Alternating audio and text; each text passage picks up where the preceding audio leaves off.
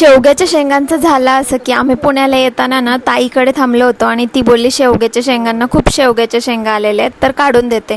काढून द्यायला गेली आणि एक फांदीच पूर्ण खाली आली. तर मग थोड्याशा शेंगा घेतल्या आणि मग आम्ही आलो. तर तिकडूनच गावावरून खूप साऱ्या कैऱ्या वगैरे घेऊन आलो होतो. मग त्याचं काय करायचं तर म्हणलं गुळांबा करूया. तर मस्तपैकी 1 किलो कैऱ्या खिसून घेतल्या होत्या आणि त्याच्यामध्ये अर्धा किलो गूळ टाकून त्याला शिजायला ठेवलं होतं.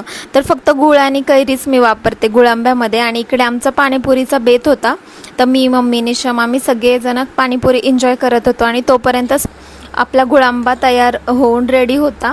तर असा झाला होता तो. मम्मी याला ना रात्रभर कढईमध्येच तसंच ठेवलं होतं की जेणेकरून तो पूर्णपणे थंड होईल. कारण पूर्णपणे थंड झाला आणि मग त्याला आपण स्टोअर करून ठेवला तर तो जास्त दिवस टिकतो. तर मी काचेची बरणी एकदम स्वच्छ धुवून कोरडी करून घेतली होती आणि मग त्याच्यामध्ये तो भरून ठेवला होता. मग असं जर का ठेवला तर तो एकदम महिनाभर टिकू शकतो.